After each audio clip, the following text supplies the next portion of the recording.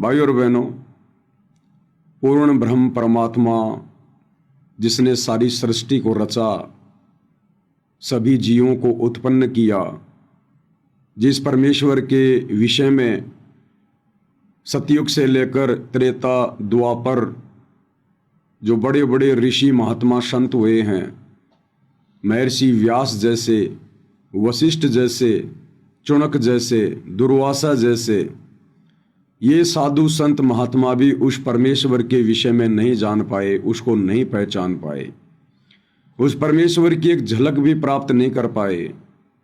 आज वही पूर्ण ब्रह्म परमात्मा, सत्य पुरुष, अमर पुरुष, सर्व सृष्टि रचनहार कबीर देव वर्तमान में परम पूज्य सतगुरु रामपाल जी परमेश्वर जी के रूप में, स्वरूप में साक्षात धरती पर प्रकट हैं।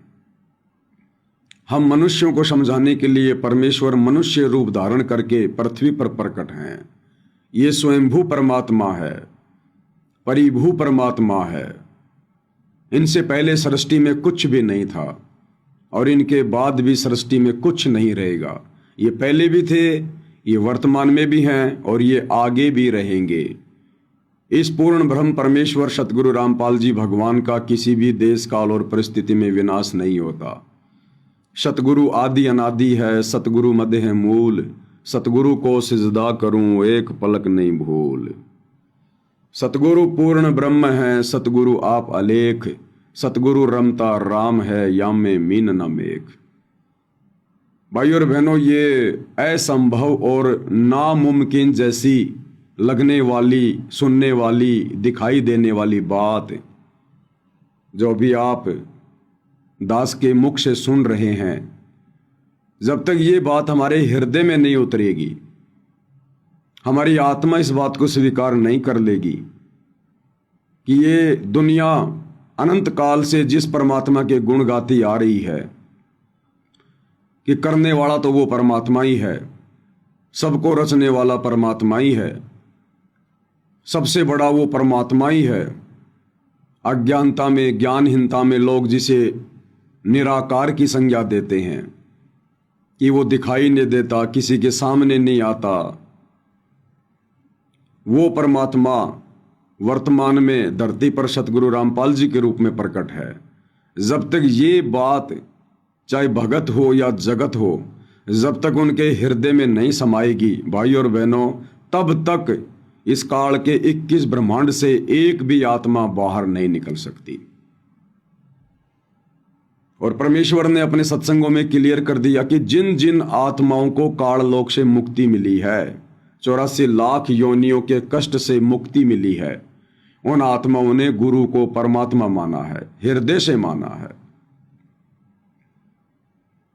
और ये जो प्रोसीजर है गुरु को परमात्मा मानकर भक्ति करने की, ये भाई और बहनों चारों युगों में, केवल कलयुग का जो ये वर्तमान समय चल रहा है, जिसको बिचली पीढ़ी कहते हैं, जो पूर्व निर्धारित समय होता है मोक्ष का, केवल इसी समय में, और वो भी चंद आत्माएं ही समझ पाती हैं, यानी मुट्ठी भर आत्मा। कोई कोई बिरले संत साधु जन महात्मा सतगुरु की शरण में आने के बाद इस भेद से परिचित होते हैं, इस गूढ़ ज्ञान से परिचित होते हैं।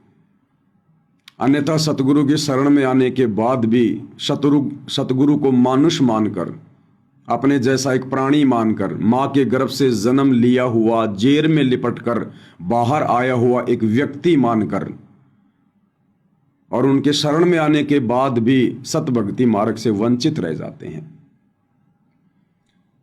तो ये दुनिया वाले तो एक मनुष्य रूप में, संत रूप में लीला कर रहे, इस लीलाधर सतगुरु रामपाल जी को कहां से परमात्मा मानेंगे।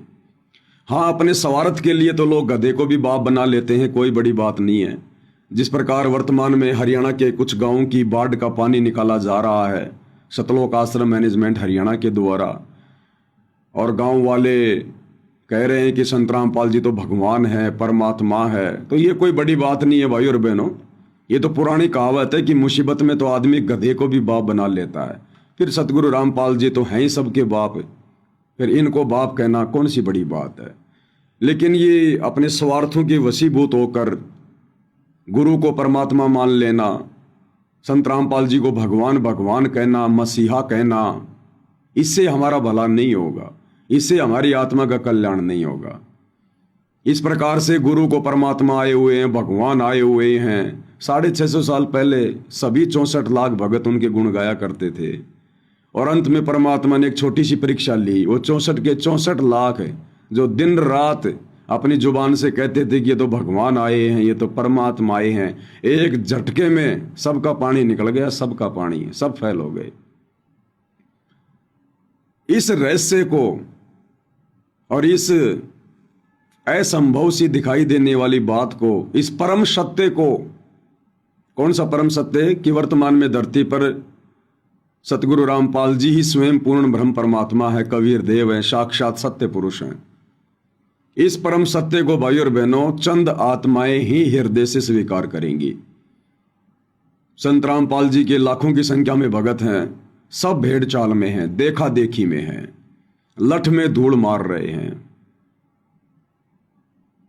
केवल सत्सेवक भाई बहन जो साध संगति से जुड़े हैं, केवल वही आत्माएं हृदय से ज्ञान को आधार बनाकर सतगुरु को परमात्मा के रूप में स्वीकार करके उन्हें परमेश्वर वाला मान सम्मान देकर वर्तमान में उनकी गैर हाजिरी में घर को आश्रम बनाकर ज्ञान को आधार बनाकर अपनी भक्ति कर रहे हैं।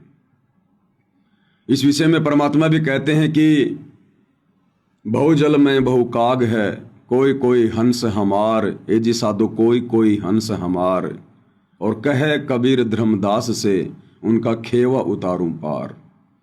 इस भवसागर में, इस भवजल में, काल के लोक में परमात्मा कहते हैं कि हमारे तो कोई कोई भगत हैं, इक्के दुक्के। आदरणीय गरीबदास जी ने भी इस बात को सेकंड किया है, परमेश्वर की इस वाणी का समर्थन किया है कि गुरुपद सेवै बिरला कोई, और जा पर कृपया साहिब की होई। बहुत ही कम आत्माएं होंगी जो गुरु को परमेश्वर मानकर, और गुरु जो भक्ति की पद्धति बताएगा, जो विधि बताएगा कि गुरु को ही परमात्मा मानकर भक्ति करनी पड़ेगी, इस विधि से कोई बिरले होंगे जो इस कलयुग की पिछली पीढ़ी में भक्ति करेंगे। और वो बिरले कौन होंगे? जिनकी दिव्य दृष्टि खुल चुकी होगी, जिनका ज्ञान योग खुल चुका होगा, जिनका तीसरा नेत्र खुल चुका होगा। ज्ञान वाला नेत्र, ज्ञान वाली दृष्टि, वैसे नहीं कि भाई सत्सेवक भाई बहन तो अपनी दिव्य दृष्टि से आगे पीछे का सब कुछ देख लेते होंगे। नहीं, वो वाली दिव्य दृष्टि नहीं, उसकी हमें आवश्यकता भी नहीं। हम थूकते हैं उस दिव्य दृष्टि के ऊपर। वो दिव्य दृष्टि तो भगत की भक्ति में बाधक है, भगत के लिए विष तुल्य है। ज्ञान वाली दिव्य दृष्टि, ज्ञान योग और ज्ञान वाला तीसरा नेत्र अगर इस पृथ्वी पर किसी का खुला है तो केवल सत्सेवक भाई बहनों का खुला है। और इसमें भक्ति की कोई उपलब्धि नहीं होती है, इसमें सतगुरु जिस पर मेहर करता है। कहते हैं गुरु मेहर करे तो कागा से हंस बना दे।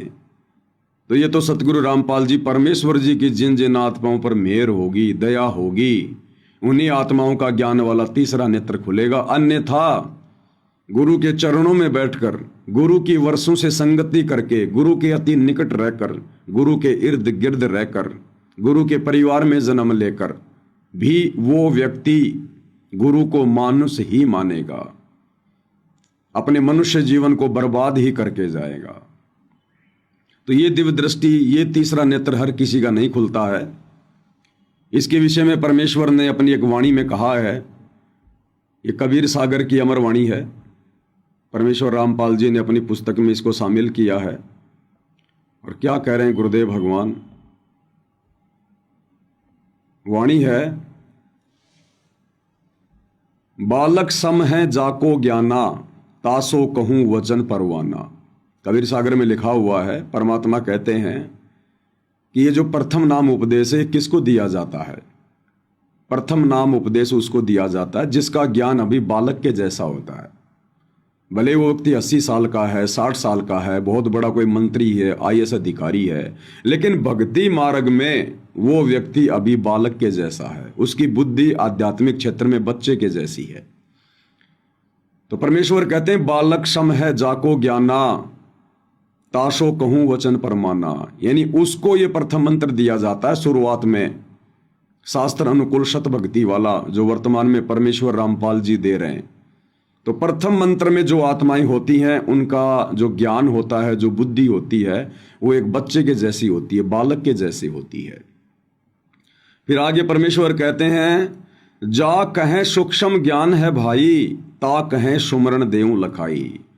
फिर जिसको उस प्रथम मंत्र की कुछ महीने भक्ति करने के बाद में जिसकी धीरे धीरे बुद्धि खुलने लग जाती है, जो ज्ञान को समझने लग जाता है, आत्म कल्याण के प्रति चिंतित होने लगता है, यानी उसको सूक्ष्म ज्ञान होने लगता है। सूक्ष्म ज्ञान यानी जो ज्ञान अन्य लोगों को नहीं होता, जगत वालों को नहीं होता, बड़े बड़े पंडितों को, आचार्यों को, शंकराचार्यों को नहीं होता है, बड़े बड़े विद्वानों को नहीं होता है, वो ज्ञान फिर उस भगत को धीरे धीरे धीरे धीरे सतगुरु के सत्संग सुनकर होने लग जाता है। उसको कहते हैं सूक्ष्म ज्ञान होना। तो परमात्मा ने कहा कि फिर दोबारा जो शतनाम दिया जाता है, 2 मंत्र की जो दीक्षा दी जाती है, कहते हैं फिर वो उस भगत को दी जाती है जो धीरे धीरे इस सूक्ष्म ज्ञान को समझने लग जाता है। सूक्ष्म ज्ञान यानी सूक्ष्म वेद को, 5वें वेद को, जो सतगुरु हमें आकर बताते हैं, कबीर सागर के गूढ़ रहस्यों को। फिर तीसरी बार में जो सार नाम है वो किसको दिया जाता है? ज्ञान गम में जा कहें पुनि होई, सार शब्द जा कहें सोई। फिर जो ये सार नाम है ये उन आत्माओं को दिया जाता है जो आत्माएं इस ज्ञान को धीरे धीरे पकड़ना शुरू कर देती हैं, जो भक्ति मार्ग पर चलना शुरू कर देते हैं। अच्छे से सतगुरु देख लेता है कि अब ये आत्मा भक्ति मार्ग पर डगमग होने वाली स्थिति में बहुत ही कम है, बहुत ही थोड़ी है। फिर उस आत्मा को सार नाम दिया जाता है। लेकिन जो चौथी स्थिति है भाइयों और बहनों, वो चौथी स्थिति तो कोई बिरले भगत ही प्राप्त करते हैं। चौथी स्थिति क्या है? जा कहें दिव्य ज्ञान परवेशा, ताको है तत्व ज्ञान उपदेशा। फिर जिस आत्मा को ये दिव्य ज्ञान हो जाता है, दिव्य ज्ञान क्या? जिसको अपने गुरु में परमात्मा दिखाई देने लग जाता है, अपने गुरु के अलावा जिसको संसार में कोई भी परम शक्ति दिखाई नहीं देती है। फिर इस ज्ञान आधार से वो आत्मा अपने गुरु को ही प्रथम मानती है, गुरु का ही प्रकट दिवस मनाती है, अन्य किसी दाढ़ी मूंछ वाले नकली कबीर भगवान का प्रकट दिवस नहीं मनाती। एकमात्र अपने गुरु को ही दंडवत प्रणाम करेगी, एकमात्र अपने गुरु का ही फोटो अपने घर पर रखेगी, अपने गुरु को भगवान मानकर गीता अध्याय 3 श्लोक 13 के अनुसार उनको भोग लगाएगी। उसे पता चल जाएगा कि भगवान को भोग लगाए बिना जो हम अन्न खा रहे हैं तो पाप खा रहे हैं। फिर वो भोग की आरती के साथ में, अन्नदेव की आरती के साथ नहीं, भोग की आरती के साथ, आज लग्या साहिब को भोग दीन के टुकड़े पानी का, कोई जग्या पुरबला भाग, इस वाली आरती के साथ में फिर वो आत्मा विधान अनुसार अपने गुरु को पूर्ण ब्रह्म परमात्मा मानकर उनको भोग लगाकर ही अन्न ग्रहण करेगी। वो अन्न प्रसाद बन जाता है, पाप नाशक बन जाता है। फिर वो आत्मा गुरु को ही परमात्मा मानकर उनकी आरती उतारेगी। जो आरती पहले वो आत्मा पत्थरों को भगवान मानकर मंदिरों में जा जाके उतारा करती थी, अब वो आत्मा अपने गुरु को परमात्मा मानकर, कबीर देव मानकर उसकी आरती उतारेगी और केवल अपने सतगुरु की महिमा करेगी। तो ये क्या है? दिव्य ज्ञान प्रवेश हो गया उस आत्मा के हृदय में। तो परमात्मा कहते हैं, जा कहें दिव्य ज्ञान प्रवेशा, ताको है तत्व ज्ञान उपदेशा। फिर वो सतगुरु उस आत्मा को उस तत्व ज्ञान का उपदेश करता है, उस मूल ज्ञान का उपदेश करता है, उस सार ज्ञान का उपदेश करता है। जिस मूल ज्ञान और सार ज्ञान के विषय में परमात्मा ने 650 साल पहले कहा था कि धर्मदास मेरी लाख दुहाई, ये सार ज्ञान, ये मूल ज्ञान कहीं बाहर न जाई। तो ये मूल ज्ञान परमात्मा सार्वजनिक नहीं करते, अपने हर शिष्य को नहीं बताते, सत्संगों में खुलासा नहीं करते। फिर ये मूल ज्ञान समझने की परमात्मा उन आत्माओं पर दया करते हैं, उनको इतना दृढ़ कर देते हैं कि वो आत्माएं फिर मरने को मर जाएंगी, लेकिन वो आत्माएं किसी भी कीमत पर गुरु को मानुष के रूप में स्वीकार नहीं करेंगी। किसी भी कीमत पर अपनी भक्ति मर्यादा नहीं टूटने देंगी। उसको कहते हैं दिव्य ज्ञान प्रवेशा। बाकी ज्ञान तो सतगुरु ने पूरी संगत को दिया। वर्तमान में सतगुरु रामपाल जी ने तत्व ज्ञान तो सभी को दे दिया, लेकिन वो दिव्य ज्ञान परमेश्वर सत्संगों में नहीं देते। और उसी को कहते हैं कि वो ना वो सुनने में आता ना पढ़ने में आता। बहुत सारे नकली कबीरपंथी अपना धंधा चमकाने के लिए जो कह देते हैं ना कि भाई वो जो शब्द है वो शब्द ना लिखने में आता ना पढ़ने में आता ना सुनने में आता, कहन सुनन से न्यारा है, तो वो है दिव्य ज्ञान प्रवेश जो सतगुरु ही करवाता है, जो सतगुरु की पुस्तकों में नहीं मिलेगा, इन चारों वेदों में नहीं मिलेगा, इन अक्षरों में लिखा हुआ नहीं मिलेगा। उस दिव्य ज्ञान की अनुभूति सतगुरु आशीर्वाद से वो मर्यादित और गुरु को परमात्मा मानने वाली आत्मा ही कर सकती है। जिस प्रकार कोई गूंगा व्यक्ति कोई बहुत ही मीठी वस्तु खाए और उसकी इच्छा होती है कि मैं कैसे इसका गुणगान करूं, लेकिन वो नहीं कर सकता, क्योंकि उस दिव्य ज्ञान का केवल अनुभव किया जा सकता है, उसको हृदय में समाया जा सकता है, उसका बखान नहीं किया जा सकता। दूसरा कोई समझेगा भी नहीं जब तक उसको उसी तरह से उस दिव्य ज्ञान की सतगुरु आशीर्वाद से अनुभूति नहीं होगी। अब मैं गुड़ खा के गुड़ का वर्णन कर रहा हूं, जिसने गुड़ खाया ही नहीं वो केवल सुन सकता है, वो अनुभव नहीं कर सकता, उसका स्वाद नहीं ले सकता वो। और जिसने खा लिया उसकी स्थिति फिर गूंगे जैसी हो जाती है। फिर वो क्या बताए उसके बारे में, दुनिया मानेगी नहीं, स्वीकार ही नहीं करेगी, दुनिया के गले नहीं उतरेगी। तो वर्तमान में तीसरा ज्ञान नेत्र खोलकर, दिव्य दृष्टि खोलकर उस दिव्य ज्ञान को सतगुरु रामपाल जी परमेश्वर जी ने अपने सत्सेवक बच्चों के हृदय में उतार दिया है, जो दिन रात उस परमेश्वर की महिमा करने में लगे हुए हैं, सतगुरु रामपाल जी की महिमा में लगे हुए हैं। अब दुनिया कहां समझेगी भाइयों और बहनों, दुनिया का ज्ञान तो बालक जैसा है, बच्चे जैसा है। तो ये है वो चौथी स्थिति, हम हैं शब्द शब्द हम माही और हमसे भिन्न और कछु नाई। गुरुदेव कहते हैं कि मैं ही वो शब्द जिस शब्द से पूरी सृष्टि रची गई है, जिस शब्द से तुम आत्माओं को शतलोक में उत्पन्न किया गया था, जिस शब्द से ये ब्रह्मा विष्णु महेश बनाए गए हैं, काल और महाकाल बनाए गए हैं, पूरी सृष्टि को रचा गया है, वो शब्द है वो परमात्मा। हम हैं शब्द और शब्द हम माही और हमसे भिन्न और कछु नाही। तो भाइयों और बहनों, ये जो दिव्य ज्ञान को हृदय में प्रवेश करवाने वाली जो रजा हुई है, ये केवल साध संगति से जुड़े भाई बहनों के ऊपर हुई है। और इसी विषय में परमात्मा अपने शब्द में भी कहते हैं कि तत्व भेद एक न्यारा रे साधु भाई, तत्व भेद एक न्यारा, तत्व भेद एक न्यारा रे साधु भाई, तत्व भेद एक न्यारा। एक तो होता तत्व ज्ञान जो गुरुदेव पिछले 35 वर्षों से दे रहे हैं, संगत को दे रहे हैं, वो है तत्व ज्ञान। शास्त्रों की जानकारी, कबीर सागर को दिखाना, सूक्ष्म वेद को समझाना, सृष्टि रचना के विषय में बताना, ये है तत्व ज्ञान। इसके अलावा एक और है, वो है तत्व भेद। उस तत्व ज्ञान का भी निष्कर्ष तो कहते हैं तत्व भेद एक न्यारा रे साधो भाई, तत्व भेद एक न्यारा। और उसको कौन समझेगा? सारी संगत नहीं समझेगी।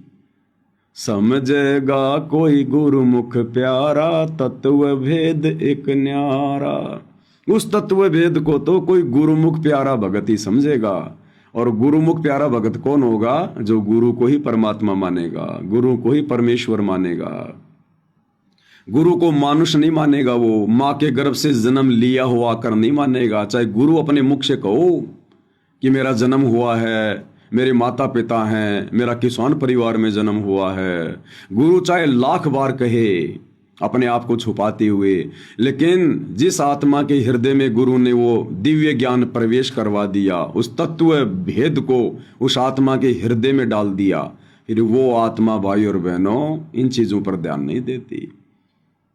तो ये जो अनमोल रजा है, अनमोल मेहर है, ये केवल सत्सेवक भाई बहनों पर हुई है, और वही आत्माएं असल में गुरु की महिमा करने की अधिकारी होती हैं। गुरु अपनी महिमा का भूखा नहीं है, लेकिन गुरु जब उन आत्माओं के मुख से अपनी महिमा सुनता है, जो आत्माएं काम, क्रोध, लोभ, अहंकार से दूर होकर, विषय वासनाओं से दूर होकर और हृदय से गुरु को परमात्मा मानकर और संसार से पीठ फेर कर और केवल अपने गुरु को ही अपना परम सहारा मानकर और अपनी आत्म कल्याण के लिए टारगेट फिर एक ही हो जाएगा उस आत्मा का, ये कोठियां बनाना, बड़ी बड़ी गाड़ियां खरीदना, बड़े बड़े बिजनेस सेट करना, दुनिया को दिखावत की चाहत रखना, अपने नाम की चाहत रखना, मान बढ़ाई, राग द्वेष। जब इन सब चीजों से वो आत्मा दूर हट जाएगी, तब ऐसी आत्मा के मुख से जो महिमा की जाती है, पाक और शुद्ध महिमा, गुरु को भगवान मानकर, तब गुरुदेव भगवान उस आत्मा के मुख से महिमा सुनकर गदगद होते हैं, गदगद, और उस आत्मा पर बेहिसाब परमेश्वर अपना प्यार फैलाते हैं, बेहिसाब। कहते हैं नुक्ते ऊपर रिझे गारे, करोड़ कर्म जल जाएं तुम्हारे। फिर वो नुक्ता बनेगा उस भगत का। और ये दया केवल सत्सेवक भाई बहनों पर हुई है, सत्सेवक भाई बहनों पर। और दूसरी तरफ भाई और बहनों, हमारे ही बड़े भाई सतलोक आश्रम वाले, जो हम सत्सेवकों से कई वर्षों पहले सतगुरु से जुड़े हुए हैं, जिन्होंने सतगुरु के घर में जन्म लिया, उनके बेटा बेटी बन के जन्म लिया, उनके रिश्तेदारों के रूप में जन्म लिया, और जो 30 वर्षों से सतगुरु के साथ में रहकर सेवा कर रहे हैं, आज वो आत्माएं अपना बना बनाया काम बिगाड़ रही है, सिर्फ और सिर्फ गुरु को मानुष मानने के चलते। क्योंकि परमेश्वर के वचन अटल हैं। गुरुदेव ने अपने सत्संगों में जो बातें फरमा दी वो परम सत्य है, कोई माई का लाल उनको काट नहीं सकता। एक एक वचन परम सत्य, क्योंकि ये परमेश्वर के मुख कमल से बोले जा रहे हैं। और परमात्मा सतगुरु का मतलब जो सत्य कहता है, सत्संग यानी सत्य, जो सत्य कहता है वो सतगुरु है, और सत्संग सतगुरु ही कर सकता है। तो सतगुरु ने अपने सत्संगों में क्लियर कर रखा है कि जो व्यक्ति गुरु के साथ भी रहते हैं और यदि वो गुरु को मानुष मानकर भक्ति कर रहे हैं, तो उन आत्माओं के मन में कभी न कभी दोष आएगा। और यही कारण है भाई और बहनों, सतगुरु की सबसे ज्यादा संगति करने के बावजूद भी सतलोक आश्रम मैनेजमेंट हरियाणा, गुरुदेव का कलयुगी परिवार, उनके बेटा बेटी, भाई बंधु, रिश्तेदार, आश्रमों में रहने वाले ये कोऑर्डिनेटर, आश्रम संचालक, ये सब सतगुरु के नजदीक रहा करते थे। और नजदीक रहने के कारण भाई और बहनों, ये सतगुरु को जान नहीं पाए, पहचान नहीं पाए, क्योंकि दीपक के नीचे हमेशा अंधेरा रहता है। घर का जोगी जोगना, बाहर का जोगी सिद्ध। उन आत्माओं पर गुरु की विशेष रजा है जिन आत्माओं को गुरुदेव ने अपने बेटा बेटी के रूप में जन्म नहीं दिया, अपने रिश्तेदारों के रूप में जिनको पैदा नहीं किया, जिन आत्माओं को गुरु ने आश्रम में अपने पास में नहीं रखा। उन आत्माओं का परम सौभाग्य जो गुरु से दूर रहकर, गुरु के ज्ञान को समझकर, ज्ञान को आधार बनाकर जिन आत्माओं ने भक्ति करके गुरु को परमात्मा के रूप में स्वीकार किया।